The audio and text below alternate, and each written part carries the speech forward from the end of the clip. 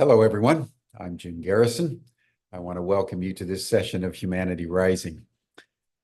As we begin today, I want to just note many of the activities we were speaking about last Friday in our Humanity Rising session and the rising crescendo of events and protests around the United States and the world. It was reported last Thursday that there were upwards of 200 actions in U.S. and international universities and cities. And as of today, Monday morning, there's been apparently over 900 protests about what's going on in Gaza around the world. I was part of a couple over the weekend, as I indicated I would be. And I wanted to just make a few comments about the one that was, I think, of singular importance, at least for me, here in Washington, D.C., and that is to join protests at the Washington Hilton on Saturday night for the White House Correspondents' Dinner, an annual event that draws upwards of 1,000 people dressed in the finest tuxedos and costumes and being dropped off in limousines. It gathers the beautiful and the mighty of Washington, D.C. for the press corps. President Biden was there, Vice President Harris was there. A number of the ministers of the Biden government were there. Most of the celebrities and notables in the Washington press corps, and just assembled people.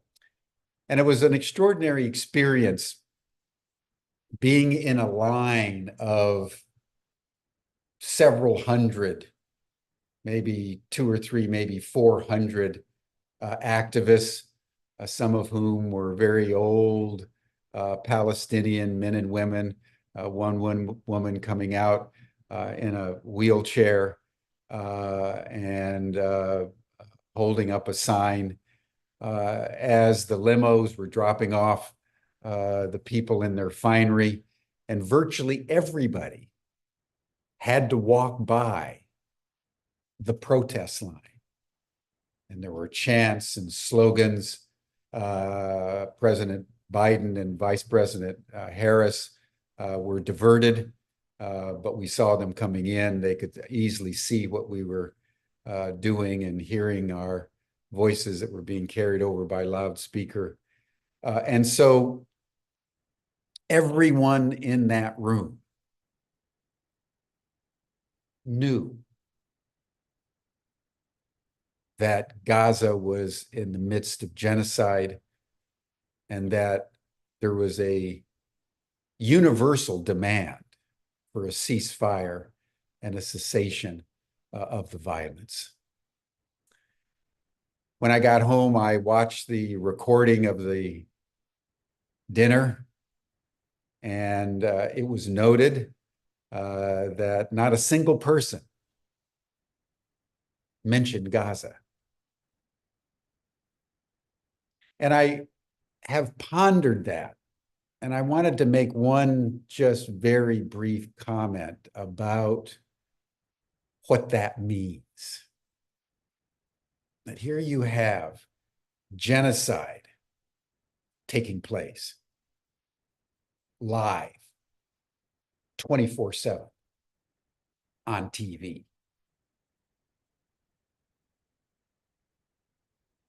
You have virtually every country in the world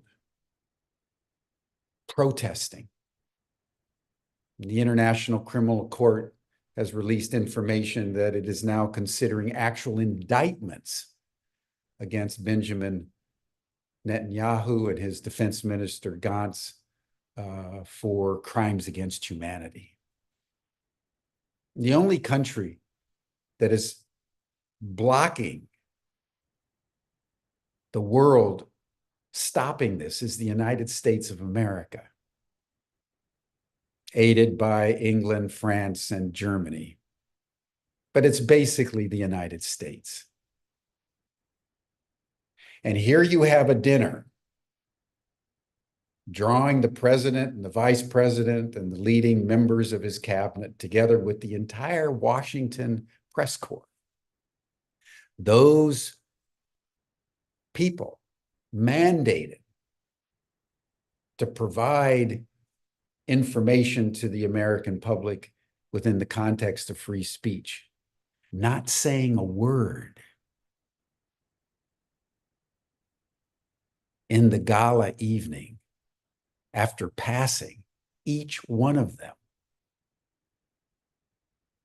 a reminder that we have blood on our hands as Americans for aiding and abetting genocide in Gaza.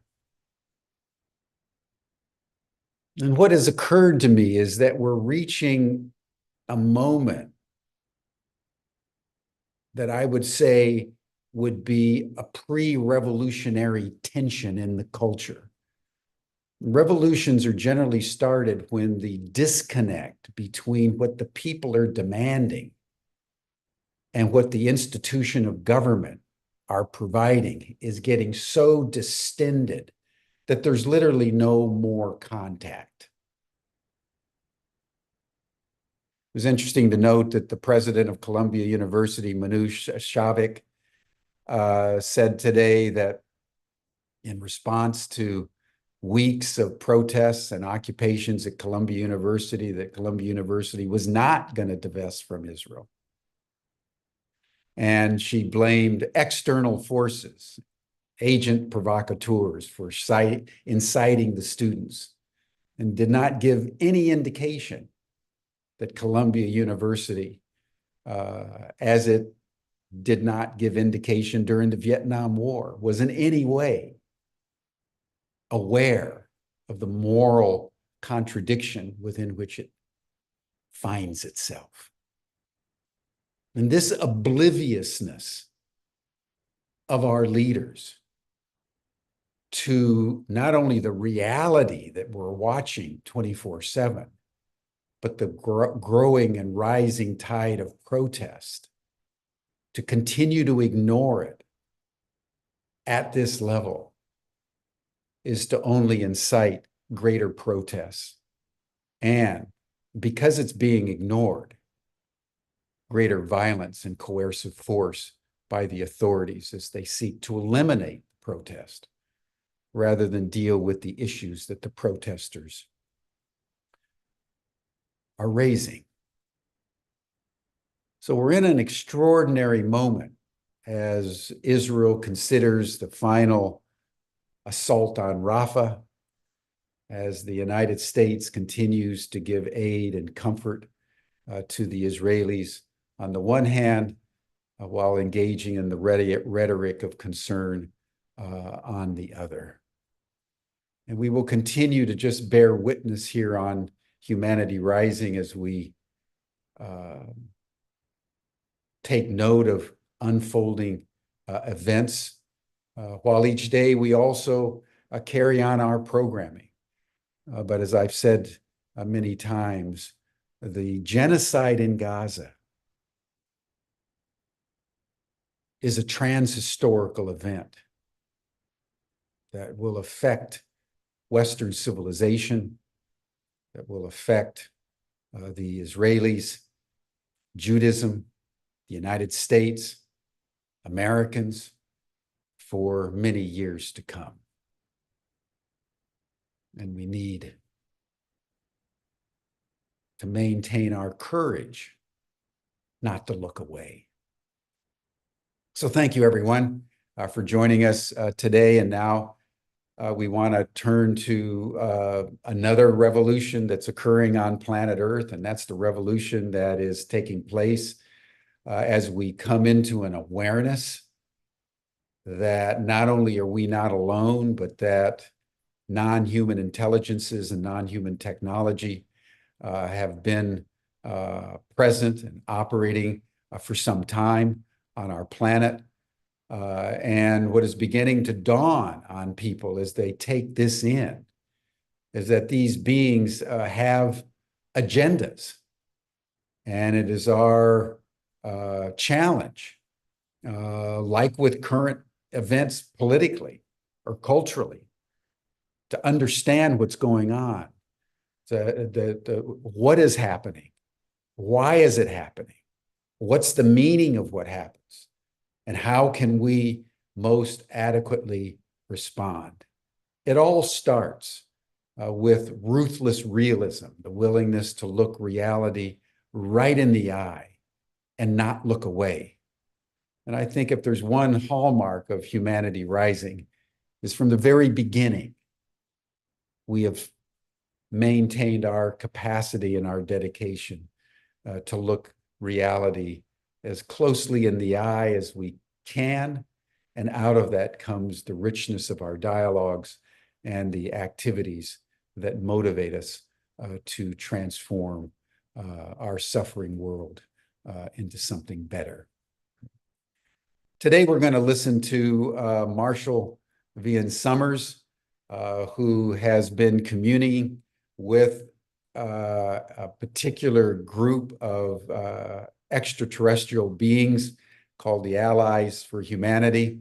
This will be familiar to most of you because we heard once before from his son, Reed Summers, several weeks ago, some of the aspects of what these Allies of Humanity are communicating.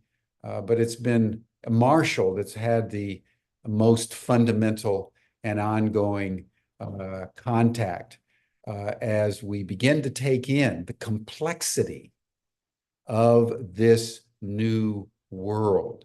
That as we come into cosmic contact, we are coming into a challenging, very complicated terrain that we need to very clearly understand in order to respond in a way that protects human freedom and human sovereignty.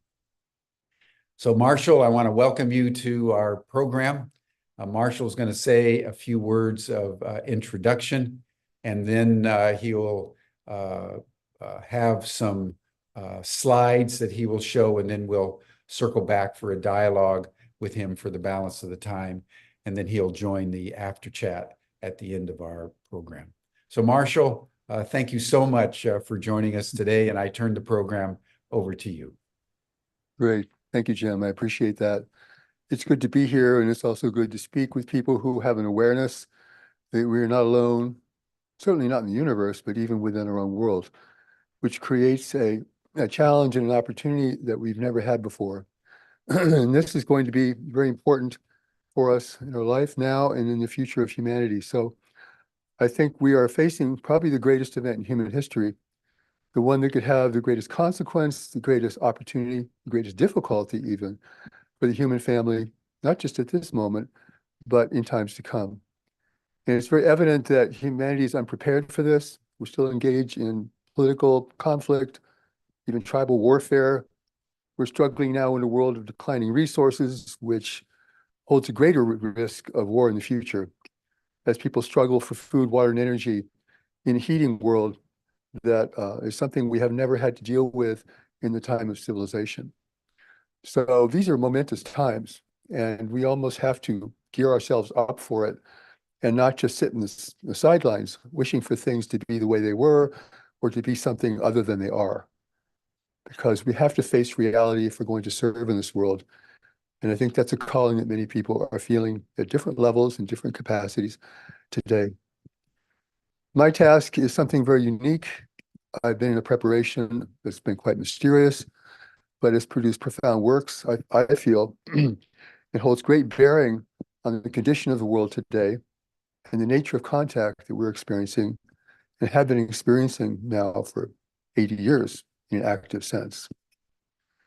My sources have been celestial, spiritual, but with the Allies of Humanity also physical presence in the universe that wants to give us information that we can't attain ourselves, to help us clarify our understanding and give us a more powerful and authoritative approach to engaging with this greater community of intelligent life in which we live some of whom are now present in our world and are very active here. Excuse me.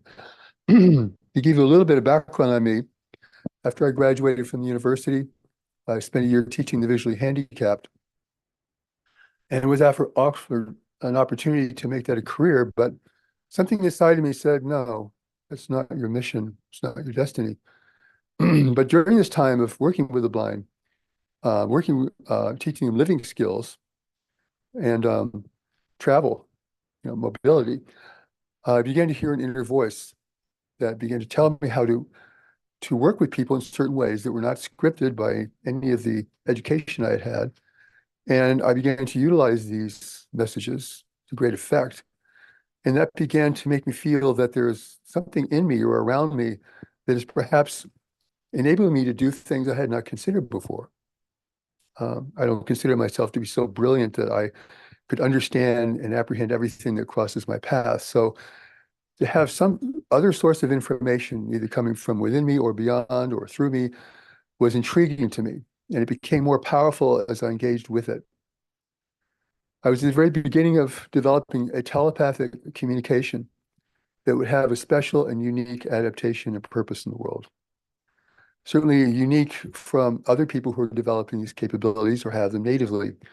And as well, I'll present the Allies briefings today, I think I can give you a scope of what that is designed to do and why it is important. I began teaching inner guidance training. I taught it for 6 years in several cities around the United States. I developed a curricula for it that was in much developed through this inner voice speaking to me, enabling me to establish a kind of training that has never really been given before. So I practiced this very consistently, full time. And that led to a turning point in my life where I began to realize that what I was engaged with was something of far greater significance than just empowering people to listen to their own inner guidance and how to access that inner guidance.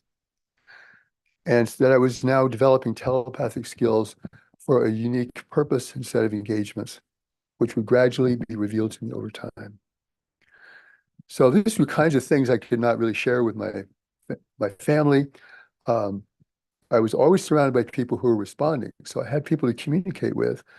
And their response was an indicator that what I was sharing with them could be of vital importance to their personal lives and to their own journey, but also to things humanity will need to know in the future.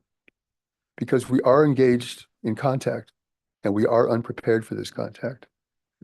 And those who know more about it within government are not revealing what they know. But as I will say today, there's ways to circumvent that. There's ways now for us to be able to gain a clear understanding of the real picture without the government having to reveal what it's unwilling to reveal. So the early teachings in what I call the greater community way of knowledge began to be given to me, whole books of it regarding the cosmology and spirituality of life in the universe. Spirituality at a fundamental elemental level, not spirituality at the level of what infinite number of nations may establish for themselves uniquely, but what is the common thread, the common denominator of spirituality in the universe? And how can that enable us to communicate with life in the universe and to understand their communication with us? So I was clearly on a path that no one around me was engaged with, and I had to hold true to that and be very consistent with my own development. This led, of course, to the reality of contact, the extraterrestrial, what I call an intervention in the world, and I'll explain to you why I call it that.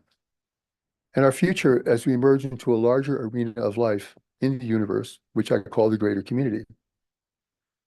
And one of the first things that was made clear to me is this universe is not a human universe. And our human values, assumptions, expectations, beliefs may hold little relevance there. So we have to be beginners now in learning about the greater community physically, its reality, and what it may present to us and what it may challenge us to do or to understand. So I was at the threshold always of learning something very new. And then over the course of time, which has now been 40 years, I've learned a great deal about establishing contact with this angelic presence in reference to receiving a preparation and education for our world's emergence into this greater community of intelligent life. only a part of it dealing with the reality of contact. In fact, most of my writings talk about the greater community reality and spirituality in such a way that we can begin to prepare for it and understand it in order to be engaged with this larger arena of intelligent life. So at this point, I have 20 books in population, and I have students that I know of in over 96 countries. That is because the internet has been able me to share my work. I share it freely, and it's in translation. I have a wonderful network of translators who are now translating the new what I call the new message, which is the broader spectrum of my teachings, and the Allies of Humanity Briefings, now into 30 languages. So this work now is for global purposes and for a global audience and for global relevance and certainly for our global future.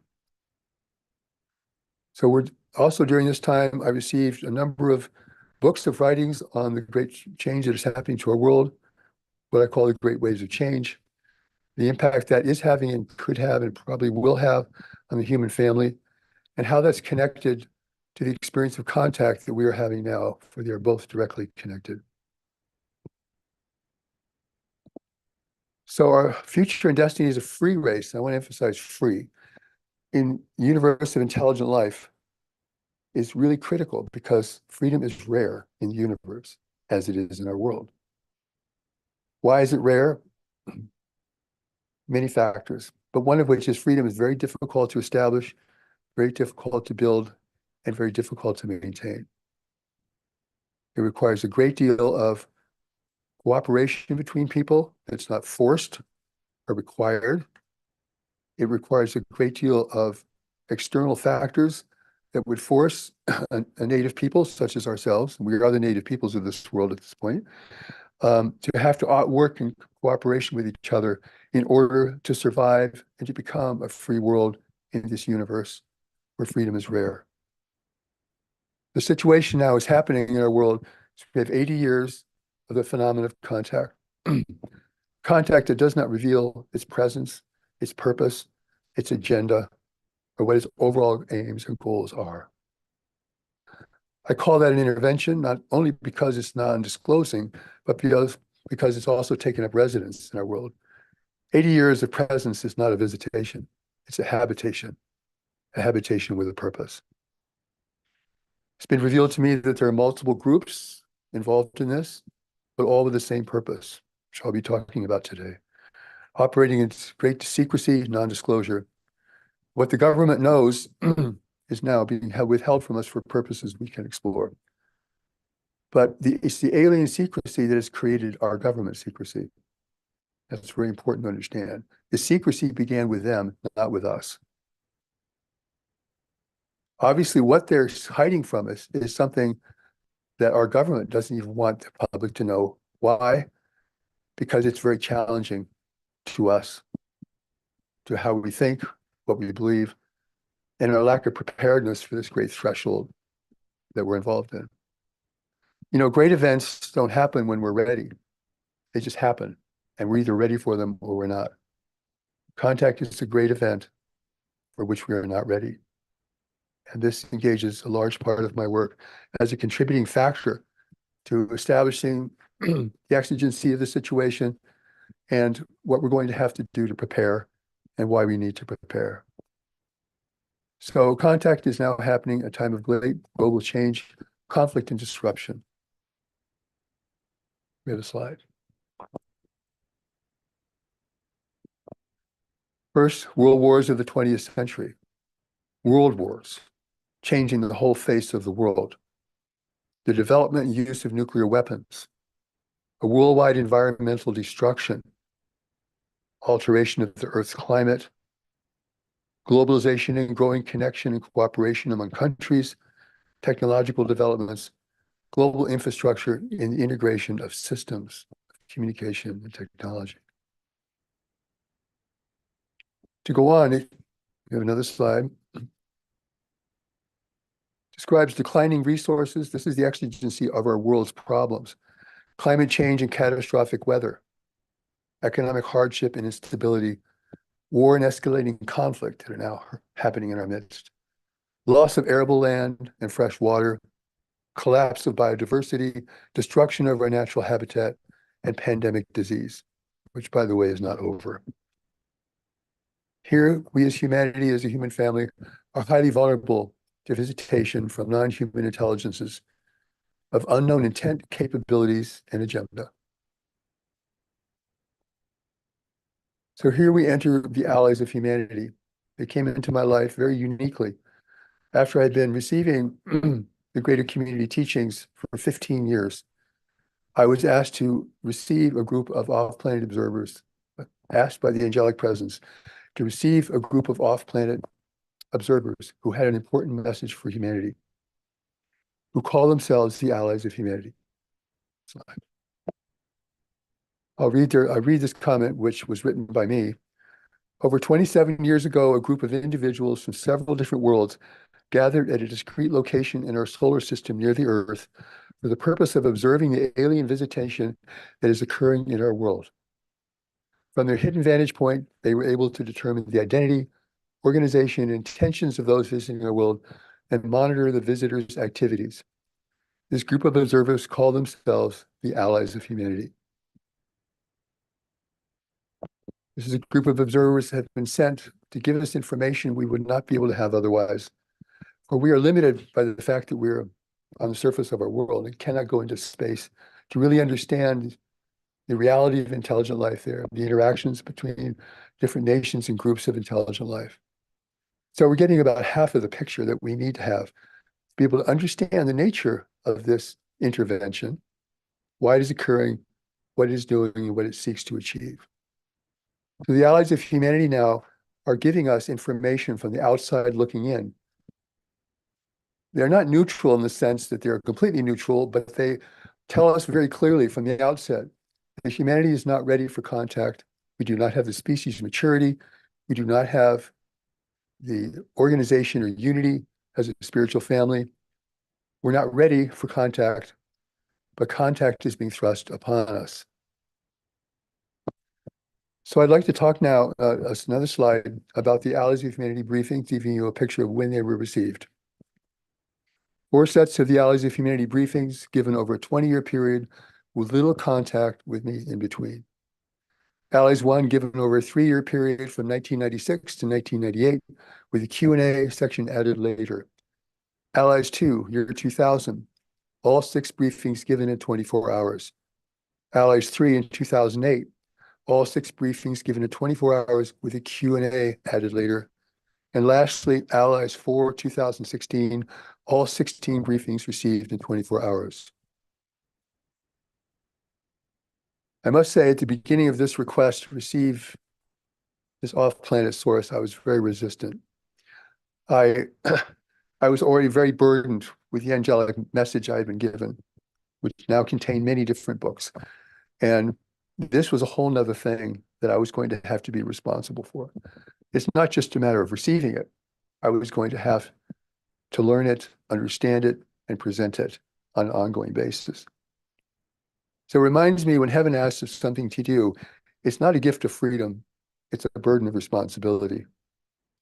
Something that very few people, I think, really can understand. However, the briefings, I did receive them, the first set of briefings, and it had a profound impact on me. It had such a great impact that I had to receive these 6 briefings over a 2-year period.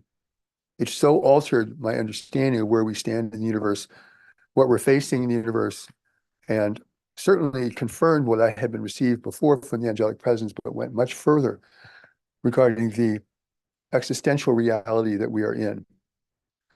In order for me to receive these briefings, and I want to mention this because it's really interesting, a non-technical channel was established with the angelic presence to enable the connection to occur through means which could not be intercepted or tracked by any physical entity. The angelic assembly, who's what I call them, prepared me for this contact experience. And the voice that I heard was so very different from the angelic presence, because the angelic presence envelops me powerfully, almost overwhelmingly, and communicates me in a state of, you could say, embrace, but also envelopment. But the allies were like speaking a distant voice from far, far away. speaking through, it sounds like a mechanical translator. I could hear it, but it was faint. And my process was to hear, listen, receive, and record. So recorded everything.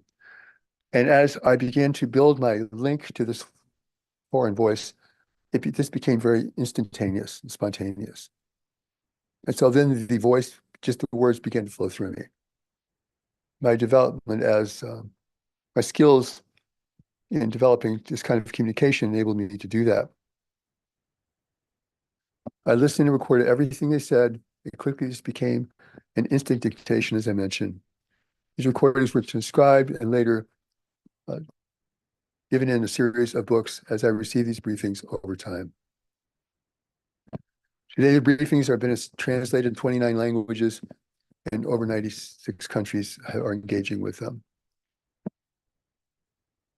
The Allies of Humanity present an observational assessment of the alien visitation in our world.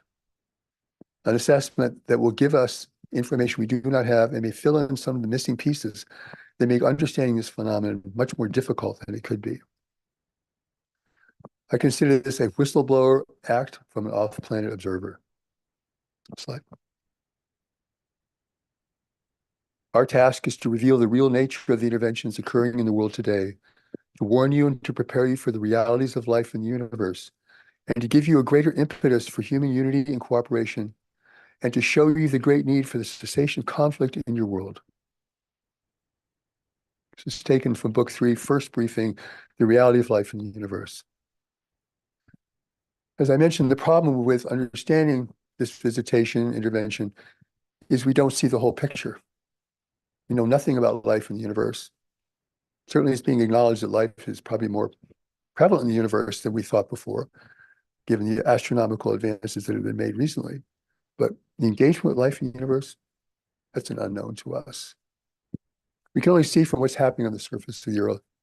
We know nothing about what's going on beyond. And as a result, we project our values and our assumptions and our beliefs onto this blank canvas of the universe that we know nothing about. But as I said, it is a non-human universe we will be contacting. And our own beliefs and self-importance and values may mean very little there. However, despite these limitations, I view life in the universe as a reality of nature, just like the reality of nature here on our Earth. The fact that there is advanced technology in vast distances, incomprehensible distances, it is still the same nature that we and all beings in the universe are part of. And this will be an important reference point for us going forward in our journey to understand this presence intervention and how we should respond to it. So as Jim mentioned, there's 4 fundamental questions regarding contact. What is happening? Why is it happening? What does it mean? And how should we respond? Over 70 years of honest UFO research, we've only been able to come to an agreement about the first question. We're being visited by physical craft. We can understand a lot of their dynamics of travel, their engagements with people on the ground. A great deal has been established around this first question, what is happening?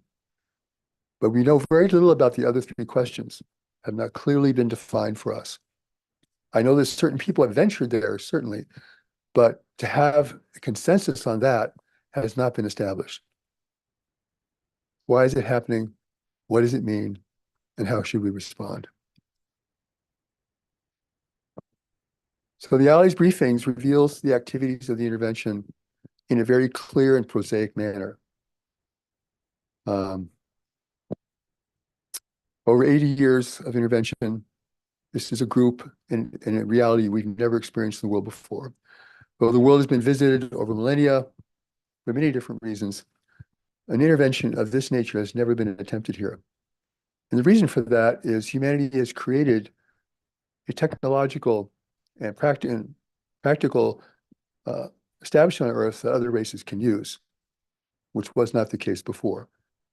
We've established growing sophisticated means of communication, travel, engagement, everything, trade, everything, for some foreign source to utilize. And so that is why, plus the advent of nuclear weapons, why we have the intervention we have in the world today. They've come uninvited, in secret, non-disclosing, without human awareness of consent. Through this, they've engaged with people in very hazardous ways, which I will talk about. And they've established different activities of the intervention. And the activities of the intervention, first of all, is involved in inducing certain individuals in power in the realm of government, commerce, and religion. Certain individuals, not everyone. Because these individuals have the most influence over the thinking and response of humanity to this unseen presence. They've created hidden establishments in the world from which to operate in a clandestine manner, most predominantly now in the oceans. Though previously they established some underground facilities, which probably may not no longer be used, I don't know.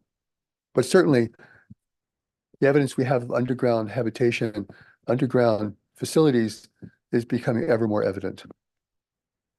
They're actively manipulating our religious impulses and values in order to turn our allegiance to them or to think that they're of higher spiritual nature or quality. And many people do believe that. Lastly, they're taking people against their will in a human abduction program, a hybridization program for the purpose of altering the human genome for future purposes, which we will talk about as I go on. These activities represent intervention into human affairs in a deeply alarming, if taken seriously. Slide. The first UFO underground bases were established in the oceans and shallow waters, away from the presence of human military forces, in the Arctic regions, in areas where there was no military establishment. Bases underground, which are far more difficult to establish, have been built in mountain regions. Transmitters have been established in mountain regions that have cities at their base, transmitters to affect the mental environment and pacify the public. This represents one of the efforts of the intervention. So the question comes up, are any of the visitors beneficial to humanity? I know that many people feel that some of them should be or could be, but this slide gives us a different picture.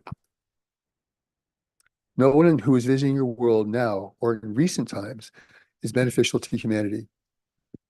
They all represent competing forces vying for power and influence here. They are part of the intervention, which is made up of more than one race. This is from Book 3, 7th briefing in a Q&A. This is very different from earlier visitations, as I mentioned. Nothing like this has ever happened in the world before, because we've created a technology and a civilization other races can now use. We're also threatening the health and value of this world through degradation and also the threat of nuclear war. These are things that have brought these forces here. Set up a little bit. Slide, please. Those who are intervening in your world today do not represent races who have visited long ago, and thus have no right or claim to this planet or to any inherent association with the human family. This is Book 3, 6th briefing, Greater Community Realities. All other foreign races who were here previously, some of which beneficially, have withdrawn in the face of this intervention, giving us a very clear picture of who is here, which would be very difficult to discern if there were positive races still involved here. And how could there be positive races involved here if you were having an intervention such as this taking place? So it gives us an unambiguous picture about the nature of the visitors. It was something that we would not be able to have otherwise. This is very important because there's a lot of confusion about this. I want to make this very clear that you're not here to observe us. 80 years of presence is not observation. Listen, we're not that important in the universe. No group of nations is going to come here to observe us for 80 years or try to help us become a healthy race. Now, you're assuming way too much self-importance here. No race is going to do that, ever. The race who have come here have come for their own purposes, and we are part of their purpose. This is habitation, not a visitation. There are current factors that the intervention is using to support its presence here. First is climate change leading to societal breakdown. Resource depletion in our world, societal breakdown. the risk of war over the remaining resources, societal breakdown. Why are they doing this? To establish an ongoing presence in the world from which to carry out clandestine activities without human awareness and approval.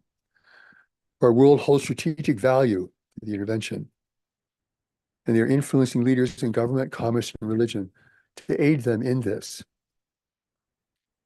This is very important to understand. This is not a Star Wars universe we're emerging into, where we just blow up planets, we take each other by force, and endless military engagements in space. That's where we're coming from. That's our mentality. No, it's power in the mental environment, power of persuasion, power to induce certain experiences and feelings for people, power to win people over without the use of force. Remember, they're here for the value of the planet. They're going to need us as a workforce. They don't want to destroy either of those two things. So we have to really come to terms now with dealing with an intelligent and very well organized set of influences in our world that is not operating in ways that we're used to dealing with, that is not operating through power and domination by force. It is through persuasion and inducement that this is taking place. Slide. In recent times, there's been a shift to influence those positions of leadership in commerce, where they are not accountable to the public. They are unelected and go largely unrecognized by the human population. They garner great wealth, and they do not claim to have great scruples, such as your elected officials might proclaim. They can operate in secrecy with very little accountability to anyone. So there's then the problem of manipulating our spiritual values. We are spiritual people. We believe in the unseen. We believe in things that are fantastic and great and marvelous. I relate to that. But that can also be used to harness our approval and even our faith in them. There's a whole host of ideas that have come into our sphere through spiritual teachings, recent spiritual teachings, that advocate that everything happens for a purpose. We just need to be open and not resist. Use love, not fear. That's not how a discerning person operates in a physical reality. Doesn't show the kind of caution and care that we need to bring to this situation and to all the problems facing us in life.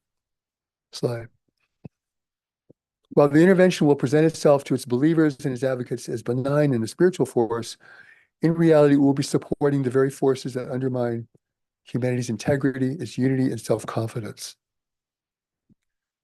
And this involves spawning countless conspiracy theories, turning us against our leaders, our institutions, our norms of civilization, creating a vacuum of confidence for the intervention to fill.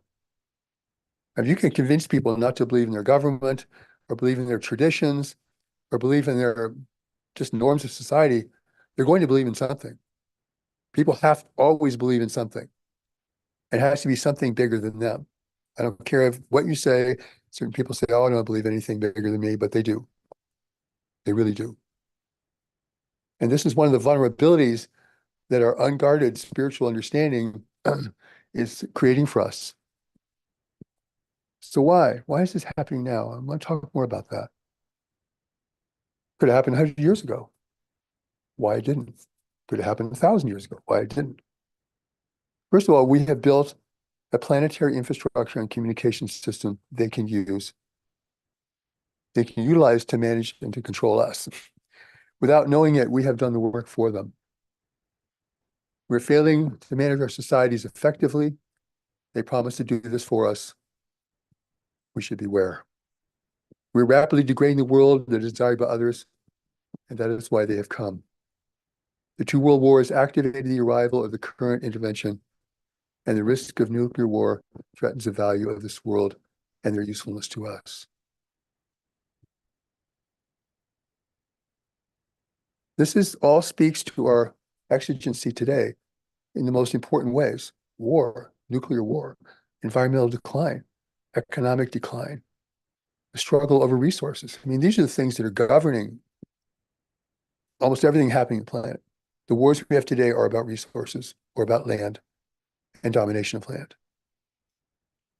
So we're on a shrinking island in the world with a growing population. So this is a perfect opportunity for intervention, a divide and conquer strategy. And we know about divide and conquer strategies because they've been utilized almost continuously in the time of human civilization, usually by force, but not always. Today, the conqueror today has a laptop and a cell phone. They're going to make your nation dependent upon its economy, your own economy. So conquest is now becoming more subtle, more invasive, less obvious, but it's still occurring. So I'd like to talk now about what the Allies briefings are revealing that we don't know, probably can't know. First is they're clarifying the activities, limitations, and purpose of the intervention. 80 years of UFO research hasn't clarified that, not convincingly. We're still all over the place about what is happening, why is it happening, what does it mean, and how should we respond. Our world exists in a largely inhabited region of space where war is suppressed, but where nations actively trade and compete. Big, huge trade networks, and we're in the vicinity of those. And they give us both benefits and hazards, which I'll talk about. We know nothing about that. It's just a big empty space out there to us. But that has everything to do with why the intervention is here, how it can function, and what limits its abilities. Those intervening in our world today are working for larger powers and vast trading networks, whose member nations must use intermediaries, such as those intervening in our world, to cast influence here.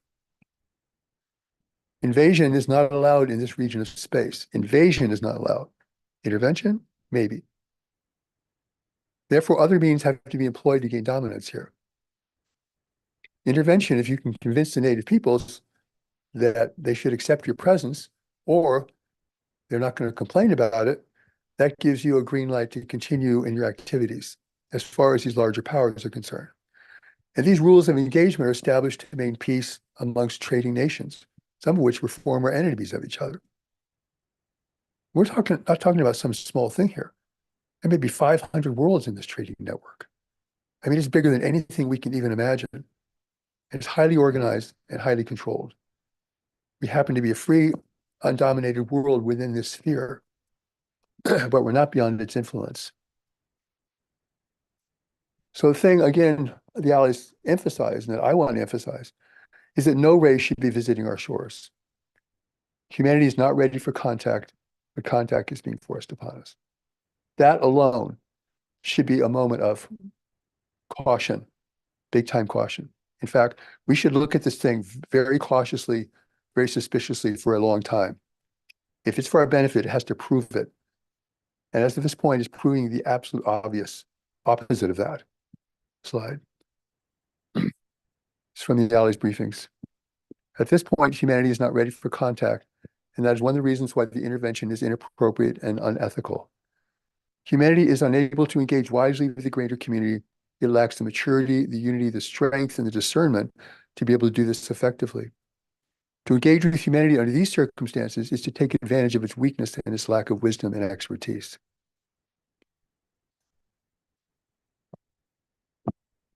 This intervention is playing a long game in our world. What's a long game? A long game is you have long-term goals, and you're willing to take a lot of time to achieve them based upon the circumstances that you're engaged with. With humanity, most of our goals are short-term goals. We want to achieve this by this point in time, immediately or soon. Long-range goals are something much, much bigger than that. And it makes it harder for us to understand that because the progress in achieving those goals is very incremental and very slow. And we don't see it and recognize that it's actually part of that process. So when someone's around you playing a long game and you're playing a short game, their activities can go unrecognized and undeciphered. There's a history in war that demonstrates this in our own relatively current times. In Vietnam, the United States was playing a short-term game. You have to win the war within a certain amount of time. To the Viet Cong, they will take whatever time it takes. It takes 20 years, they're still fighting. And they defeated us because they're playing a long game. We were playing a short game. So the long game is very important because The intervening forces know that they must win us over without the use of force. How are they going to do that? By persuasion, on one hand, for those who can respond, and by discouragement for those who cannot respond. Those who want to respond, oh, they're here for us. This is great. We'll be able to do so much. They can help us. To those who don't want to respond, they're here. We can't do anything. They've already taken over. It's all over. So you can see how easy it is at the mental level to encourage people in ways they shouldn't be encouraged and discourage other people in ways they should not be discouraged. But in the mental environment, it's the unseen environment of persuasion. And we know about this. We use it to persuade our children. We try to persuade each other. Governments try to persuade the thinking of their populations. I mean, this is very well established in the world, but not at this level. You're going to persuade an entire world that outnumbers you tremendously and that you cannot conquer by force, really, with what you have. It's going to have to be through the mental environment that this takes place. And this is something that, goes sight unseen. You just feel it, you sense it, perhaps. You have feelings that are not your own, perhaps. What's making you feel the way you are, not sure. You can cast influence over many people without ever knowing where it comes from. Maybe they assign it to other people, other factors. Maybe they blame it upon themselves. But not everything we think and feel is coming from us, because we live in a mental environment, a human mental environment, and we're impacted by that environment daily, almost constantly. To be able to engage in this long game, they're going to use cunning, deception, and the promises of peace, wealth, and power to build their presence in the world. And they will await the time when human civilization will decline. Climate change, resource depletion, the impacts of war and conflict, to a point where they can announce themselves openly or assume powers behind the scenes. Because by that point, we will be too weak to resist or too unable to resist. But it takes a long time to prepare for that eventuality. And that is a realistic eventuality. Climate change isn't just about it's warmer today than it was 5 years ago. Climate change could destroy a massive amount of the world's fresh water and agriculture. Think what that would do. To make living in certain parts of the world uninhabitable, where millions and tens of millions of people live. Then what are you going to do? Climate change is huge.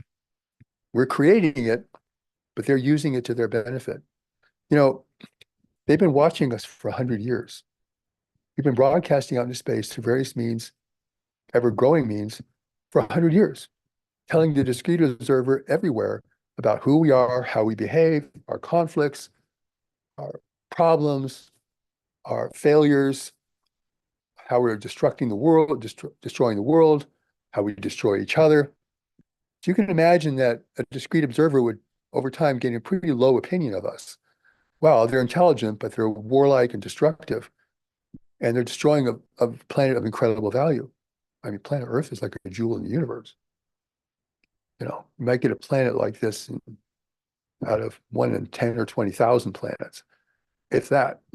So we have been educating them about us unknowingly and continue to do so. So they came here well prepared for us, but we're not prepared for them.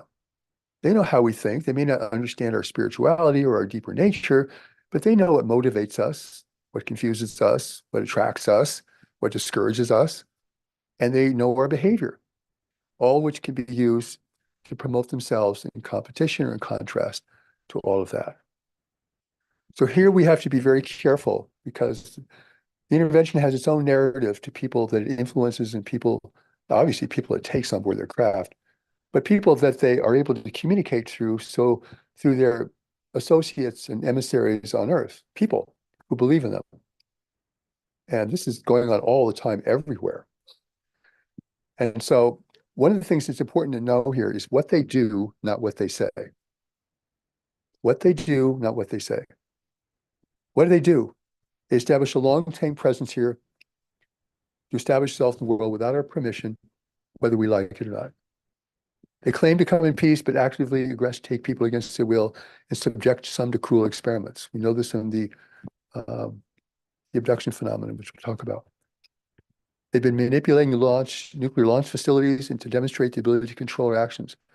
In extreme case, they actually launched set the nuclear facility in Ukraine under Russian domination at the time to launch in Ukraine in 1982, put their staff in absolute hysteria to try to shut it down, but only the spacecraft near them could do that. And at the last moment, they shut down the launch. This is happening, people. What does this mean? They're doing this to protect us? No, they're doing this to show us their force. This a peaceful nation of loving spiritual beings? No. This is an intervening force to use technological power to either impress us or discourage us or make us feel like it's hopeless to resist. That actually happened. The Russian government actually contacted the US government to alert us to this at that time. I don't know if that would happen today, but it happened then. We have provocations in the nation's airspace. We have threatening behavior about military aircraft and naval operations as a demonstration of power. This is going on. This is being filmed now. It's being presented. We need to pay attention to this. This is the behavior. Behavior denotes intent. Narrative does not denote intent. You could say, well, they're not attacking us, so they must be our friends. But that's illogical because it ignores all of the possibilities in between. Oh, okay, they're not harming us, so they want us to think they're our friends, but what they're really doing to us is undermining us, slowly but surely taking advantage of our weaknesses, our conflicts, and our vulnerabilities. As I mentioned before, we've been broadcasting out into space, telling them all about us. Unknowingly, of course. So now they have a pretty good understanding of how to influence human beings and actually how to establish a presence in the world. And through their conspiracy theories, which I'm well aware of, some of whose authors claim to have ET contacts, they're beginning to break down social fabric in our world. And even the occurrences of our world are breaking down social fabric. People feel ever more helpless and hopeless in the face of, climate change and war and competition between nations and so forth. And I want to say that these conflicts, as long as they're not nuclear, support the intervention. Ukraine war, sure. Gaza, sure. Weakens the human fabric, pulls in humanity's most powerful nations in a way that degrades their military and their strength and and actually their national prestige. So this is undermining us using our behavior, promoting our behavior. I'm not saying they're causing it all. I want to make that point. But they're certainly promoting and enhancing it to their benefit. Our decline, our conflict benefits them. So they're amplifying human behavior and failure while promoting the interventions, claims of being here to save humanity and to restore the world. That is their narrative to the people that they take or who they influence. And behind the scenes, they're building a multi-generational hybridization program to create a new human hybrid ET leadership for the world to govern us. They can't live here. These beings live in probably sterile environments in space, either all the time or most of the time. And our world is a biological hazard to them, phenomenally so. I once read in Journals of Science that it's estimated that the world has 1,300,000 organisms that could potentially be harmful to humanity. Harmful, turn into pandemics, illnesses. 1,300,000. We've only ever studied 30,000 of them. Immunologists study this stuff. This is a biohazard to be in the world, which is why it probably wasn't colonized before. So they need a human leadership that's bonded to them, that's part of them, but looks human, that can live in our world, that can adapt to this environment. So we have to understand here, we are only important to them to maximize the value of the world. We are a resource to be used. They can't live here. They can't operate the infrastructure we've created. They need us to do it. But only through this kind of leadership can that be done. So this brings us to a very clear point that I want to make, and this is shocking to many people, is that they're here for the world. They're not here for us. And you may not agree with this. You may even feel violently opposed to this. But if you can see this, you will understand the nature of their visitation here far more clearly, and why they're behaving the way they do, why they're acting the way they are, and why they've been here so long in such an undisclosed manner. So I'd like to go through some of our errors in understanding the visitation with some of my own comments associated with them. First, we are rooting the world. We need their help, wisdom, and technology. Yet to do this, they would have to take over the world. It's a nice promise, but to do this, they'd have to take over the world. All the reins of power, all forms of authorship and power in the world. Next, they're here to save us from ourselves. This is what people believe and want to believe, and also what they're supported in believing by the intervention. They're here to save us from ourselves. We're going to destroy ourselves. How could they do this except by taking over and controlling our actions? If we're so out of control in their viewpoint, how would they control us except by taking us over completely? Next, they have high technology. They must be able to do almost anything to help us. There's no evidence of this. It's wishful thinking, dangerous assumptions. With them, we could travel into the universe. They could take us to the universe. It's wishful thinking. Since they are not attacking us, they must be friendly. I mentioned this before. That's illogical because it ignores all the possibilities in between. You would likely never assume a person's your friend if they weren't attacking you, because friendship is based upon cooperation, communication, association, openness, things that the intervention is not displaying. So why would we assume this about an interfering power that doesn't disclose itself? So they emphasize that our governments are corrupt, our visitors are peaceful, don't trust the government. Yet there's no evidence that visitors are peaceful. And what have they done to demonstrate this, except by not attacking us? They're actually doing very violent things to people. People they capture, people they abduct, things they foment in the world, very violent. Then people say, our governments are preventing the visitors from helping us. No, the intervention is acting above and beyond our governments with their own agenda. So here I need to really emphasize the importance of facing the intervention as intervention. Because if we don't, we're falling right into the agenda of the intervention, which is an agenda of persuasion. It's being cast all over the world, very successfully, by the way. And while maybe the majority of the population doesn't want to think about this reality, the people who are most likely to be interested in it are certainly the first to respond, the first to be notified. So remember, behavior denotes intent. It's what people do, not what they say, not what they want you to believe. It's what they do. These are the crimes that they commit. And here I want to emphasize another point that is very important for us to understand. To see this objectively, objective means you have no preferences. To see this objectively, you cannot want anything from it.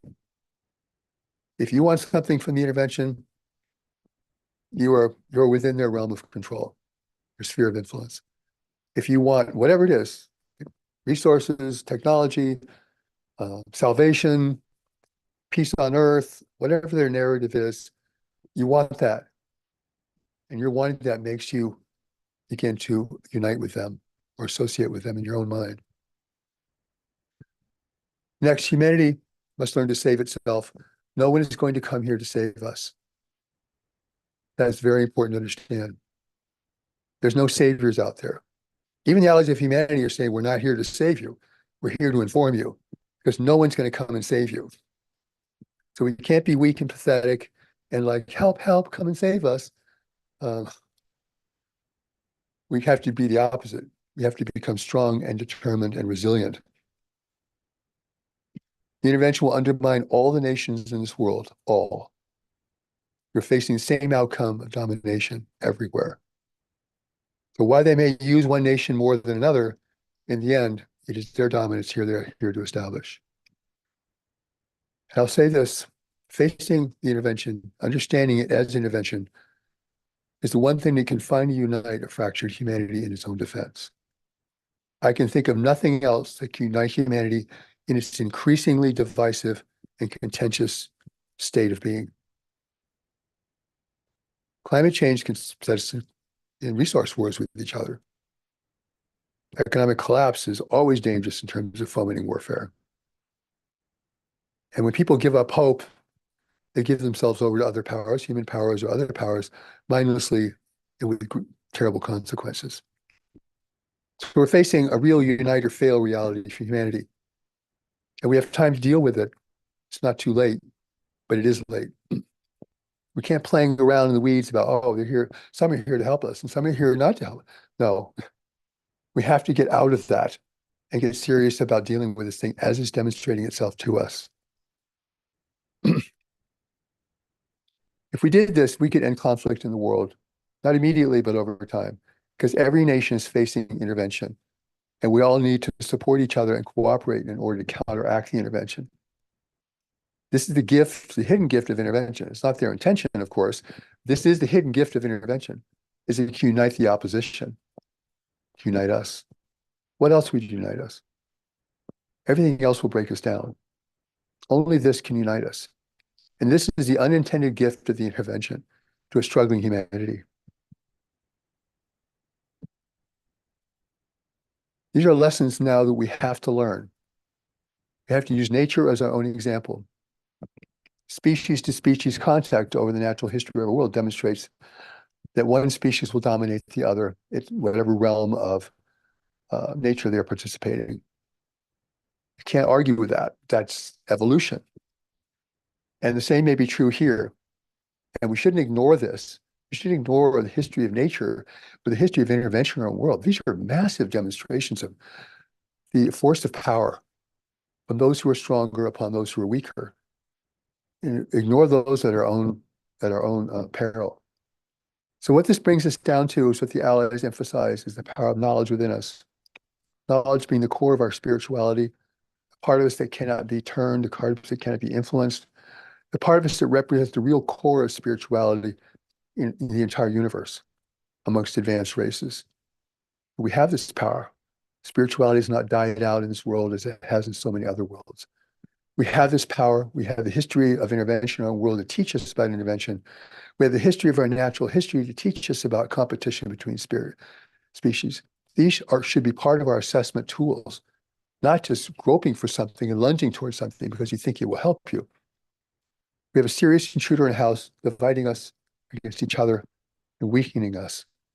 We have the strength and need to resist this and to show resistance.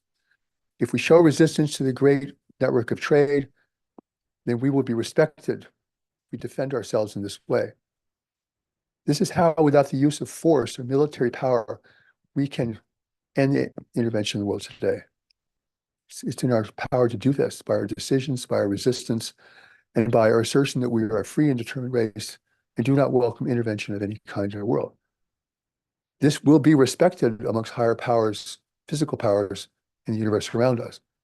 But if we do nothing, if we acquiesce, if we just let things happen, then it's telling them that this is happening with our approval. Without resistance, there's approval. So we have the power to resist, and we're not using it. And while they may control the skies with their extremely fast craft, they have no control over the ground and can't even enter this sphere outside their own ships for very long. So this is the existential reality that we need to deal with. And we need to deal with it as an existential reality and not as, some kind of adventure in consciousness. No, this is humanity. And this is the one thing that will prepare us for life in the universe.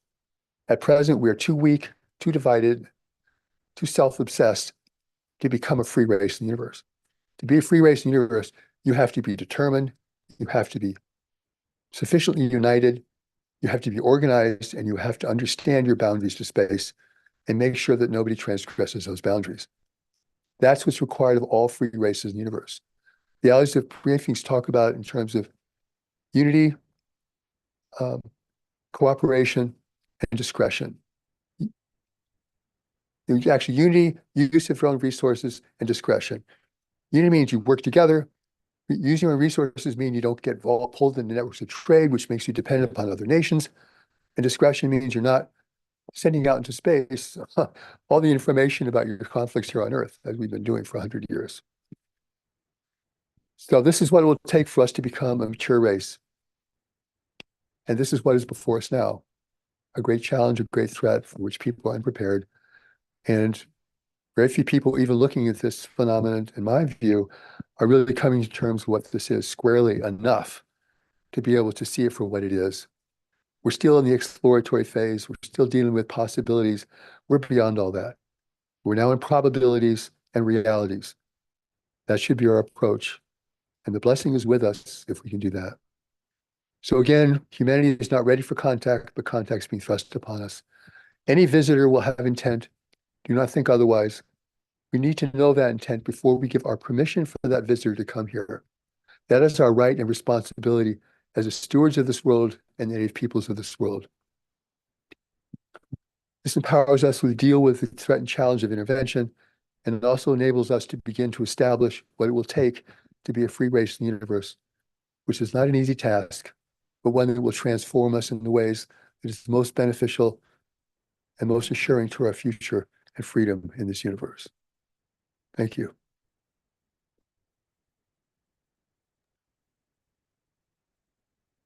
Thank you, Marshall, very much. Okay. I want to,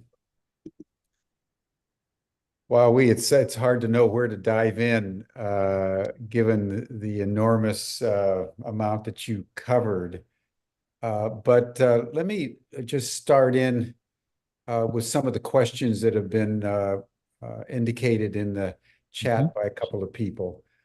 And these are just clarifying questions so that we can understand exactly what you're saying and what you're not saying. Are you indicating that all the various extraterrestrial beings have the same agenda?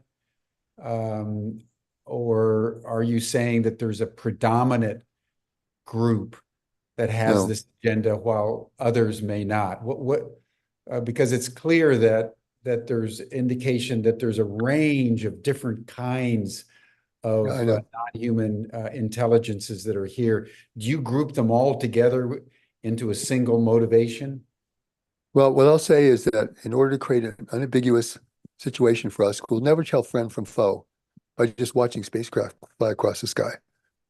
So in the face of this intervention, which is big and powerful, all other races who might have been helpful or just merely being observing have withdrawn from the world, giving us an unambiguous picture of who's here. They're all competing for the same thing here, which is the value of this world. And they're all recognizing that they can't live here and they need us to help them do that. So to the degree to which they're cooperating or competing is something that, well, it may change depending on how we respond to them. But we are dealing with an unambiguous situation. If you make it ambiguous, then this whole thing goes out of focus. Now, who are the good guys and what are they doing and who are the bad guys? That's not what we're facing. I have to really emphasize that. It's not what we want. We want good guys to come here.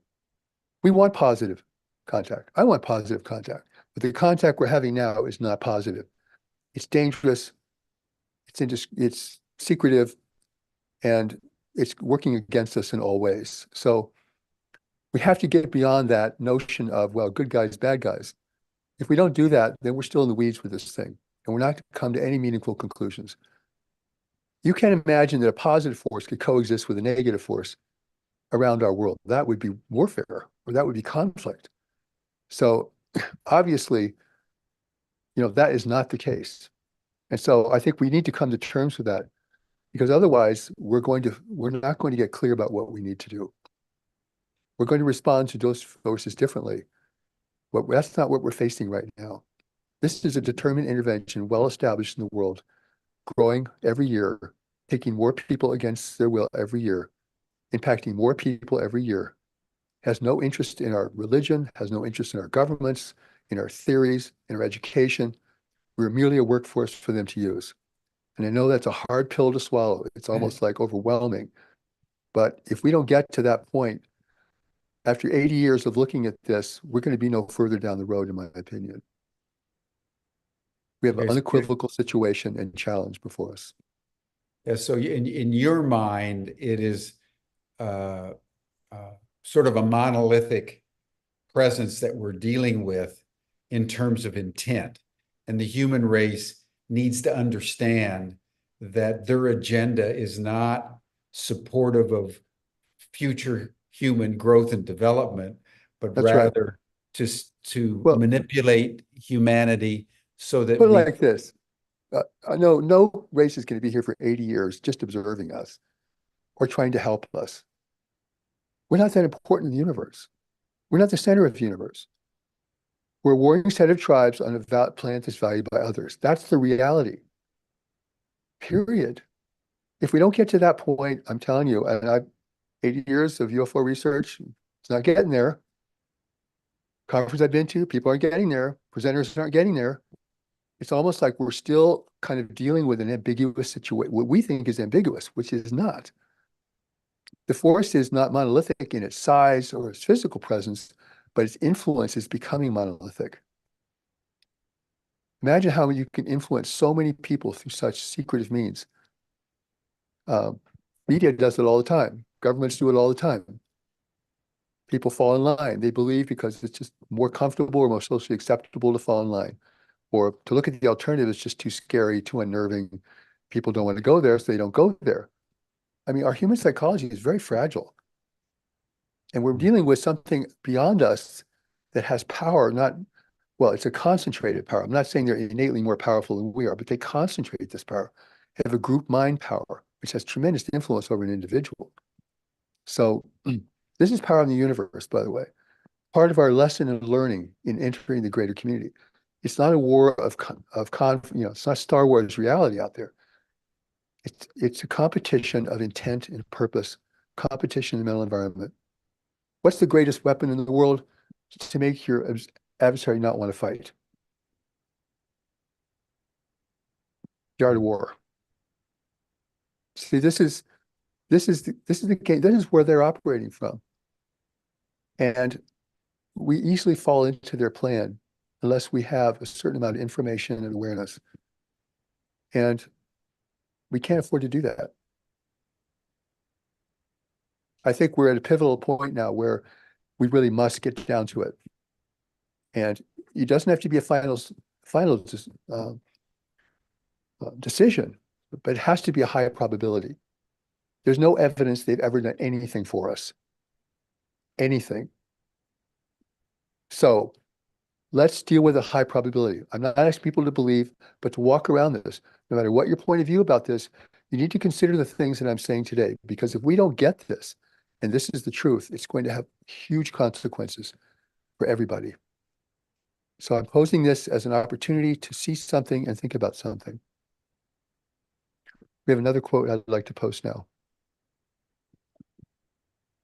If enough people can become strong with knowledge and learn about the greater community, then humanity will not succumb. It will resist the intervention. And its resistance will demonstrate to the governors of trade and commerce in the universe that humanity is a self-determined race and does not will to be interfered with or controlled by foreign powers. This will give you strength and respect, which at this moment you do not have. Well, let's talk about that for a second, because I think that's where, uh, at least in my mind, I would welcome further clarity from you. You know, because right now, what we see around the world is ceaseless war, conflict, and with climate change, the reality that humanity and many of the million other species that are under threat are about ready to self-destruct. As I read the history of the past 40 or 50 years, it feels as if this has been done by humans to humans, just out of the momentum of our own geography, history, culture, and traditions of conflict. Explain how within this situation an alien presence would manipulate it? Are they beaming mental telepathic messages into Joe Biden in the White House, or Vladimir Putin or Xi Jinping? Are they manipulating from a sort of a secret mountain base? Do they have the capacity to influence people? Let's say the World Economic Forum, which is the source of many of the concerns around. How do you understand their influence actually working? For example, on the hybrids, there's a lot of stories about the hybrids, but apparently the hybrids that people have seen, you can see pretty clearly and immediately that they are not really human. But they look like human, but you can just Right. feel Right. intuitively that they're not. So how do you understand, Marshall, how this influencing is taking place? Not whether it is, let's assume that what you're saying is true, but how it is. How it is. Well, these are really good questions. And I think this is a lot of walk around to think about this. I'm not saying they're causing all these wars, but these wars are benefiting their agenda and their narrative. Yeah. They say, Yeah. look at you, you're destroying each other, you're destroying the world. Look at us, we have no war. We're not attacking you. See, the contrast between your behavior and what we want to present, what they want to present themselves to us as, is such a huge contrast. But on the other hand, part of the use of hybrids in the world now has not been leaders of nations, but those who advise them. We're individuals you never see, who are in the background at all times. This is where a hybrid becomes, and they're very skillful at mental persuasion, by the way. And they can grow up and go through our educational system very effectively and be very persuasive. Other people can be persuasive if they're very obsessive, but the hybrid has some kind of special skills that enables them to be particularly persuasive, and they can be behind the scenes. All leaders have individuals like this behind the scenes advising them. And some of them aren't like national security advisors, not have a political appointee. They're individuals that work in the background.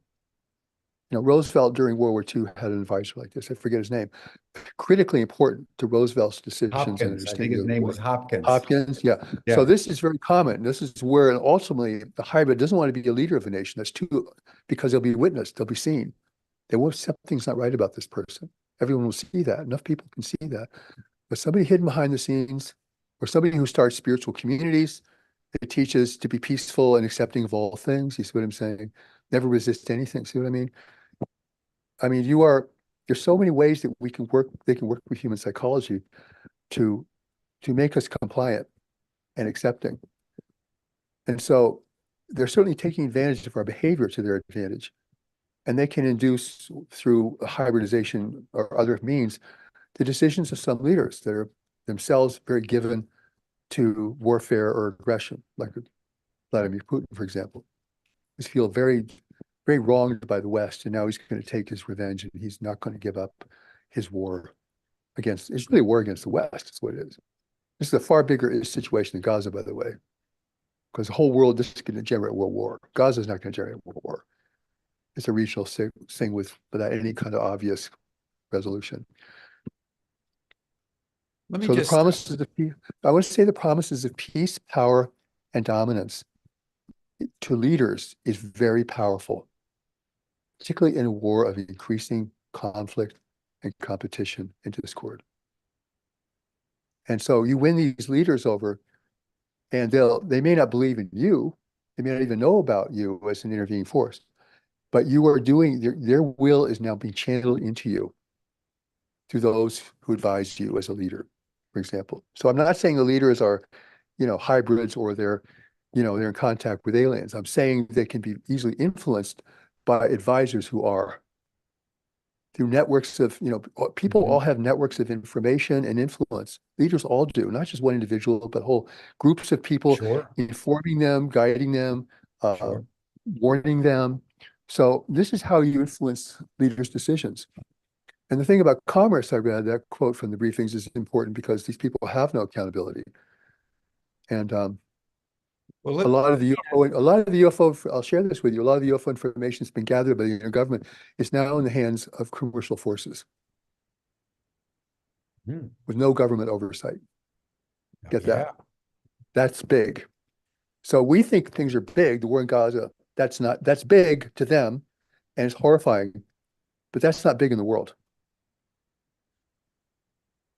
That's a conflict that's been going on ever since Israel became a state. And it's just becoming more grim and gruesome. Other wars now, struggle with China over the South China Sea. Now you're talking World War stuff. That's big, bigger. Okay. Well, that would be an The interesting intervention conversation. is about, it wants us to decline without destroying the value of the world or us as workforce. It wants to reduce the human population, not by them, but by us with each other. It serves their purpose to do that. Otherwise, you have 8 billion unruly human beings. How do you manage them? Yeah. Well, let me ask you a related question. There's been a number of questions in the chat. Most recent one was by Janice Hall around the multiplicity of people who have also had, as you have, different channeling experience with different, let's call them non-human intelligences. And Mhm. she referenced the indigenous people, for example, in North America, who have, for generations have been talking with what they call the star people. Mhm. Uh, so that there's whole peoples with ongoing communication with non-human intelligences, and you have a number of people that have been channeling specific sort of avatar extraterrestrial beings. Many of them have very different messages. Some of the, for example, with the indigenous and the star people, they give ongoing advice for how to live life and how to develop certain values and so forth and so on.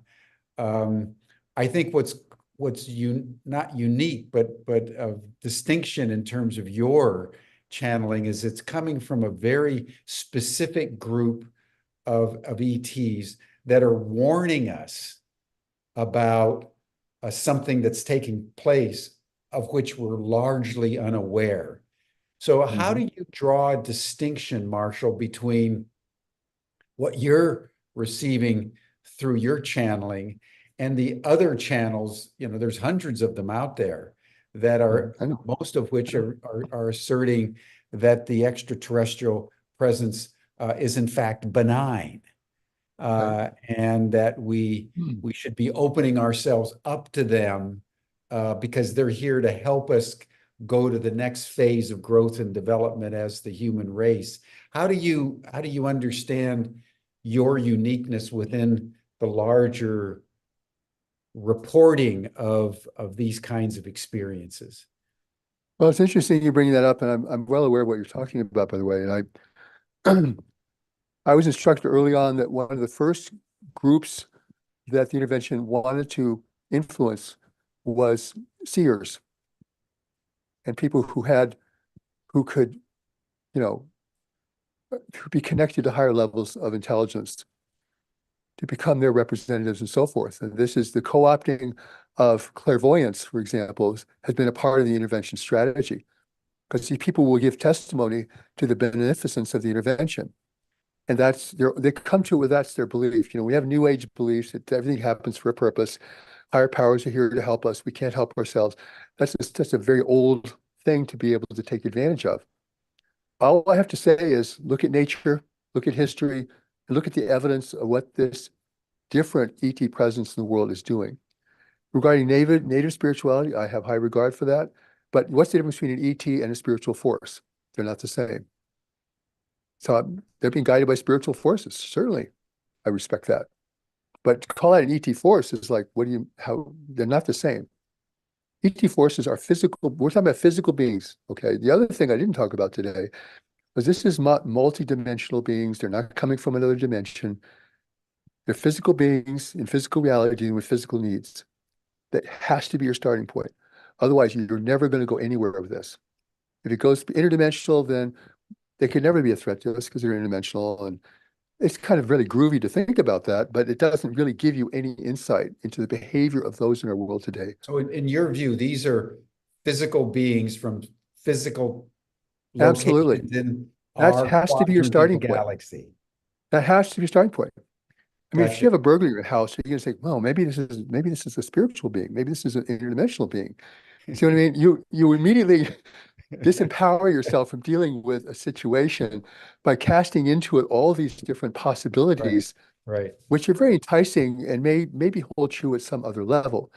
But if we're to understand this intervention and respond to it appropriately and wisely, we have to know that it is a physical presence from a physical place for physical purposes, operating in physical ways. Now, some of those ways may look magical to us, and we may ascribe that to altered dimensionality or so forth. You know, advanced technology indistinguishable from magic. I forget who said that, but that was an interesting quote that to us, it looks magical. Wow, they can do this, they can do that. But that's physical competence. They're 1,000 years ahead of us, technology. But technology advances is not spiritual advancement, nor is it moral advancement. Yeah, Got that, to understand that. There's so many points that I could have emphasized today. I didn't have time to emphasize. So we look at, spirit, technological advancement as wow, this must mean this and it must mean that. It just means technological advancement. gotcha. And they have power in the mental environment, which we Yeah. know about. We just haven't developed it to the same kind of level that they use it. Well, just a final area I'd love to have your further comment on, then we can close this off and move to the after chat. And that is, I think there's a growing sense of despair around the world, both in terms of the young people, where polls are showing, upwards of 65% believe that, we're heading into a catastrophic disaster. We've got, increasing warning about the destructive consequences of not dealing with climate change. We've been talking about the Kogi prophecy that have come out of Colombia, where we're now in our final reckoning.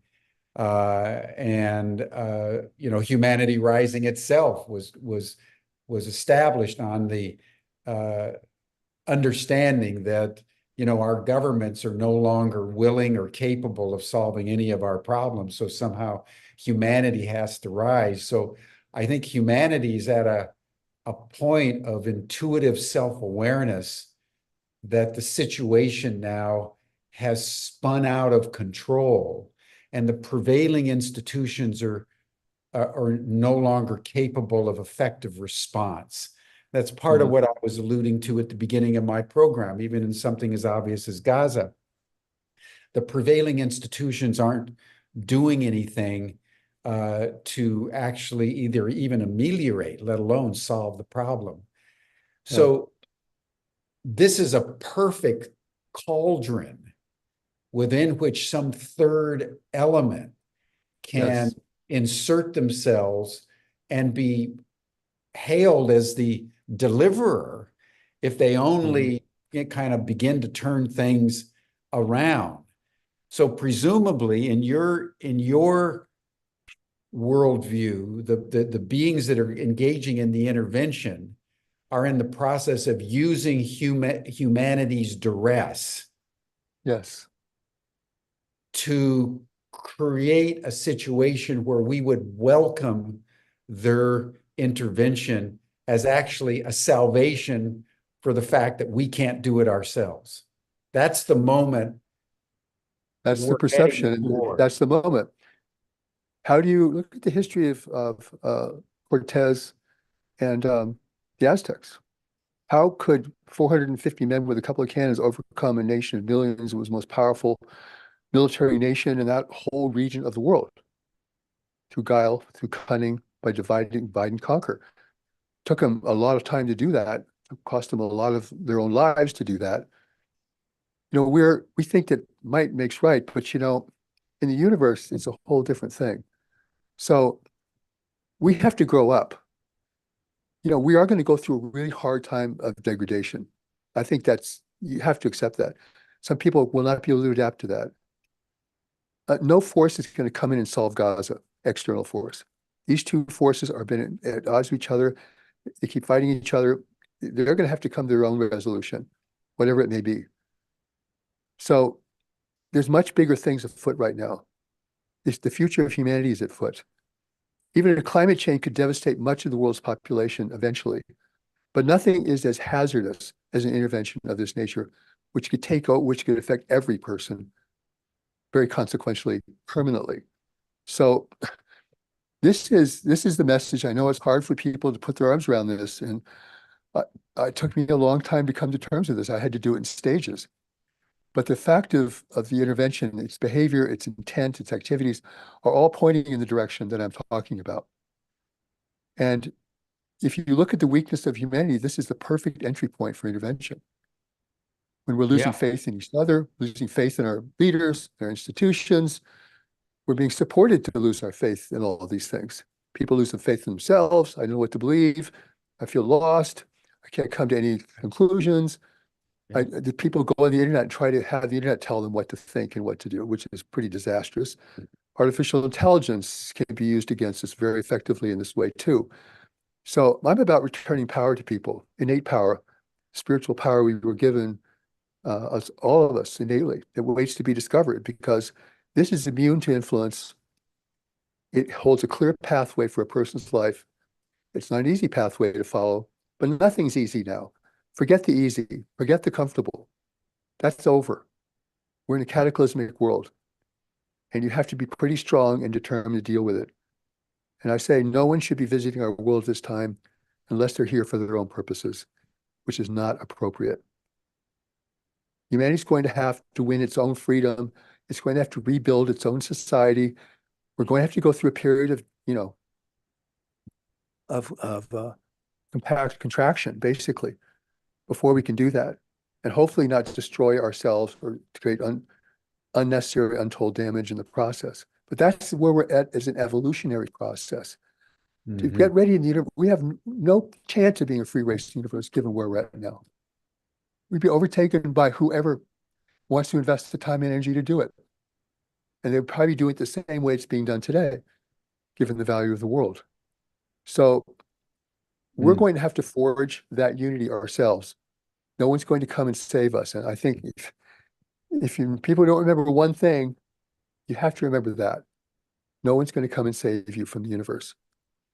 In fact, you're sitting on a planet desired by others. So, I mean, in a way, you're going to have to establish your own self as a force, and you're going to have to establish your own rules of engagement, which is a whole other part of my teaching about the greater community, our emergence in the greater community, is our own rules of engagement, how we should treat and conduct ourselves with all the power that we have. And we still own the surface of our world. It's still ours, hasn't been given over. So this is what's really going on in my view. And I know other people have different views, and that's fine. But don't think that any power is ever going to come and save you, particularly if they're hidden and non-disclosing and are working behind the scenes. Those are all clues of malfeasance, in my view.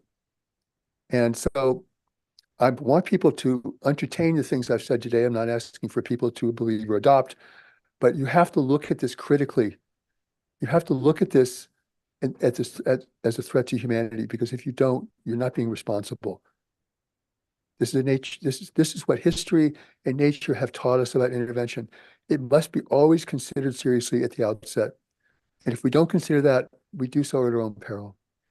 And that's not what I want to see happen to us. We're intelligent beings. We don't fully use our intelligence as we have it. And we need to this is a process of everybody growing up into a larger arena of life, which is where our destiny lies. And I support us all preparing for that destiny and taking our rightful place as a free race within it. Thank you, Marshall. Thank you. This has been very sobering.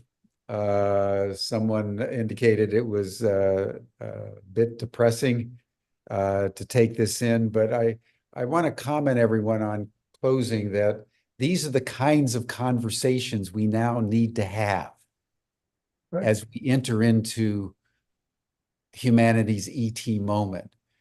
We need to move beyond retrieve spacecraft and retrieve biologics, as they're called, to these deeper questions of what's going on, why is it going on, what does it mean, and how should humanity be responding? So Marshall has a very specific point of view. It's important in our view for people to take this seriously. In fact, both Reed Summers and Marshall Summers are going to be preparing courses for the new Paradigm Institute certificate program in extraterrestrial studies. It's not the whole story, but it's an important part of the kinds of ways that we need to be dialoguing about this phenomenon that we don't understand, and we really don't know what we don't know yet. So when we put these kinds of sessions into our programming, we're doing so in the spirit of truth pursued, not truth possessed. But it's certainly something that all of us need to consider very, very deeply.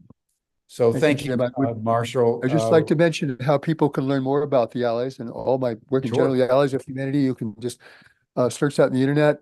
All the briefings are up there to be read by anybody. They're also in translation. I gladly give them free to the world.